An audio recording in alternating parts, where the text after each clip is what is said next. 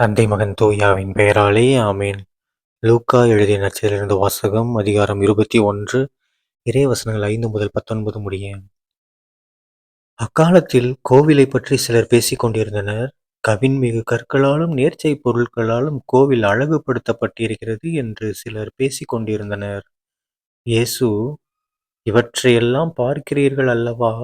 ஒரு காலம் வரும், அப்போது கற்கள் ஒன்றின் மேல் ஒன்று இராதபடி இவையெல்லாம் இடிக்கப்படும் என்றார்.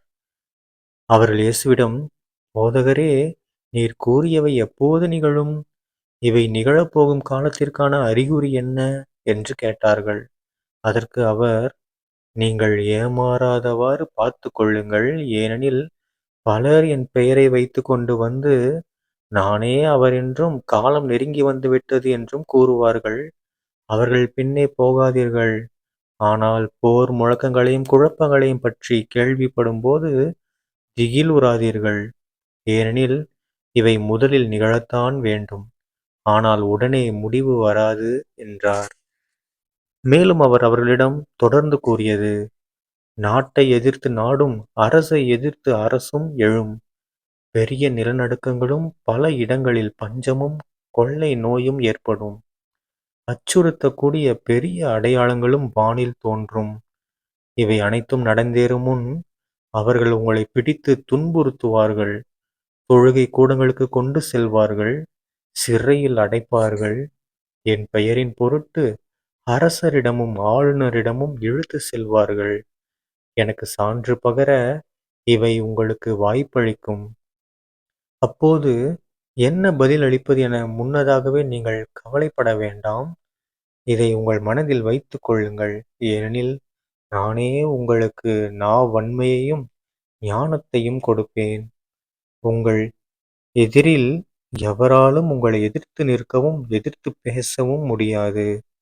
ஆனால் உங்கள் பெற்றோரும் சகோதரர் சகோதரிகளும் உறவினர்களும் நண்பர்களும் உங்களை காட்டி கொடுப்பார்கள். உங்களுள் சிலரை கொல்வார்கள். என் பெயரின் பொருட்டு எல்லாரும் உங்களை வெறுப்பார்கள். இருப்பினும் உங்கள் தலைமுடி ஒன்று கூட விழவே விழாது.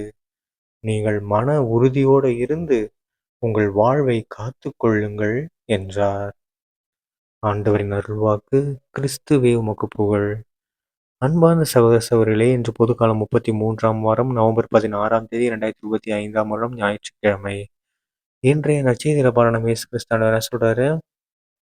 நேற்றைய முன்ன பார்த்தோம் இல்லையா, அதே மாதிரி தான். என்னது? யாரும் எதை பற்றியும் பயப்படாதீங்க, கவலைப்படாதீங்க. ஓகேங்களா? ஏன்னா நீங்கள் எல்லாரும் நான் சொல்கிறத தான் கீழ்ப்படி நடக்கிறீங்க. ஆமாம் தானே? நம்ம எல்லாரும் ஏசப்பா சொன்னது தானே நடக்கிறோம். அதனால் எப்போ ஏசப்பா வந்தாலும் நம்ம தயாராக தானே இருக்கோம், விழிப்பாக தானே இருக்கோம். ஓகே. அது மட்டும் இல்லாமல் ஏசப்பா என்ன சொல்கிறாரு? யாராவது உங்களை வந்து ஏமாற்ற ட்ரை பண்ணுவாங்க, ஜாக்கிரதையாக இருங்க. என் பேரை வச்சு கூட ஏமாற்ற வாய்ப்பு இருக்குது. ஏசப்பா அங்கே இருக்கார், எல்லோரும் வாங்க, எல்லோரும் இங்கே வாங்க, அங்கே வாங்கன்னு உங்களை ஏமாற்ற வாய்ப்பு இருக்குது. அப்படி ஏமாற்றி உங்களை சிறைப்பிடிச்சு உங்களை அழிக்க கூட வாய்ப்பு இருக்குது.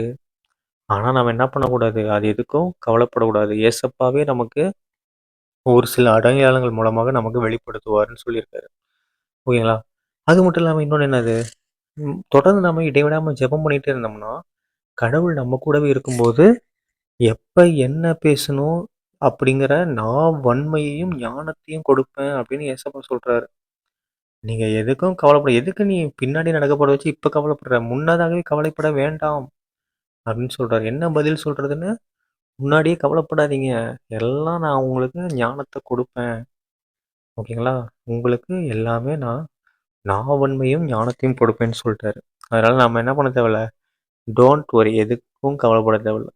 ஏசப்பா காட்டின வழியில் நடப்போம், நேர்மையாக நடப்போம், உண்மையாக நடப்போம், எல்லார் மேலேயும் அன்போடு இருப்போம், பகைவர்களையும் அன்பு செய்வோம். ஓகேங்களா? யாராவது நம்மகிட்ட பாவம் பண்ணாங்களோ, குற்றம் பண்ணாங்களோ அவங்கள நம்ம மன்னிப்போம். ஓகேங்களா? இப்படி பண்ணும்போது கண்டிப்பாக சாத்தானால் வெற்றி கொள்ளவே முடியாது. நம்முடைய ஒரு தலைமுடி கூட விடாது. ஓகேங்களா? ஸோ ஏசப்பா நம்மளை அந்த அளவுக்கு பாதுகாக்கிறேன்னு சொல்லியிருக்காரு. அதனால் நம்ம எதற்கும் கவலைப்பட வேணாம். ஏசப்பா காட்டிய வழியில் நடந்தால் மட்டும் போதும். ஓகேங்களா? தந்தை மகன் தூயாவின் பெயராலே ஆமீன். இயேசுக்கே புகழ், இயேசுக்கே நன்றி, மரியே வாழ்க, இயேசுவின் ரத்தம் ஜெயம், அல்லேலூயா, பிரைஸ் த லார்ட்.